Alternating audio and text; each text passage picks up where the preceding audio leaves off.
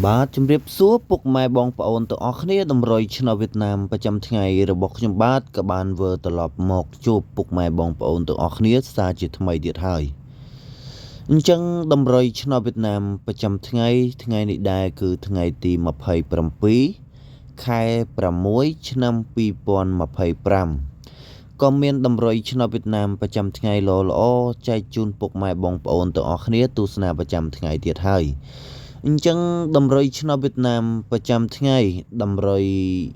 ម៉ោង 1:30 នាទីម៉ោង 4:30 នាទីនិងម៉ោង 6:30 នាទីអញ្ចឹងតម្រុយ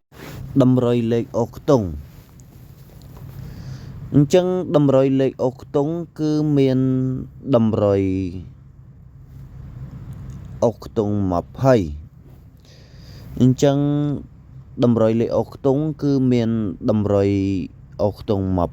20រីឯតម្រុយលេខតូចគឺមានតម្រុយ4គ្រាប់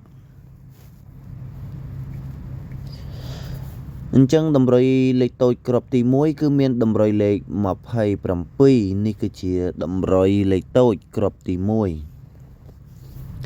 អញ្ចឹងតម្រុយលេខតូចគ្រាប់ទី1គឺមានតម្រុយលេខ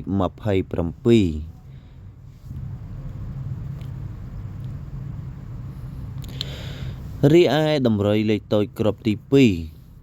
2គឺមានតម្រុយលេខ52អញ្ចឹងតម្រុយលេខតូចគ្រាប់ទី2គឺមានតម្រុយលេខ52នេះគឺជាតម្រុយលេខតូចគ្រាប់ទី2រីឯតម្រុយលេខតូចគ្រាប់ទី3គឺមានតម្រុយលេខ09អញ្ចឹងតម្រុយលេខតូចគ្រាប់ទី3គឺមានតម្រុយលេខ09នេះគឺជាតម្រុយលេខតូចគ្រាប់ទី3រីឯតម្រុយលេខតូចគ្រាប់ទី4គឺមានតម្រុយលេខ68អញ្ចឹងតម្រុយលេខតូចគ្រាប់ទី4គឺមានតម្រុយលេខ68នេះគឺជាតម្រុយលេខតូចគ្រាប់ទី4រីឯតម្រុយលេខធំគឺមានតម្រុយ2គ្រាប់គុណអញ្ចឹងតម្រុយលេខធំគ្រាប់ទី1គឺមានតម្រុយលេខ087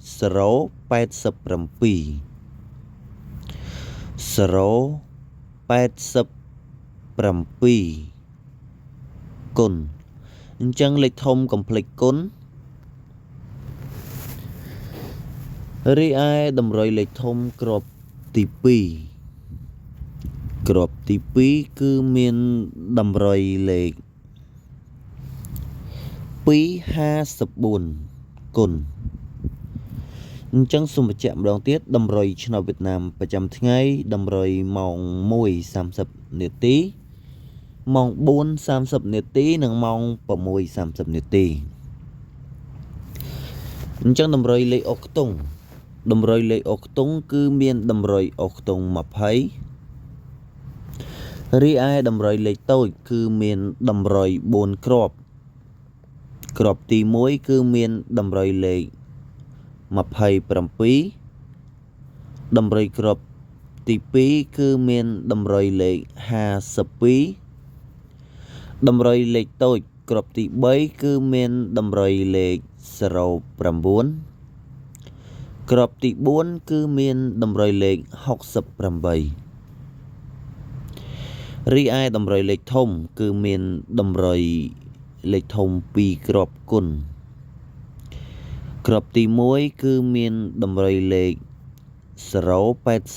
087គុណរីឯតម្រុយលេខធំគ្រាប់ទី2គឺមានតម្រុយលេខ254គុណអញ្ចឹងតម្រុយខ្ញុំបាទក៏មានតែប៉ុណ្្នឹងទេក៏សូមអរគុណនិងសូមជម្រាបលា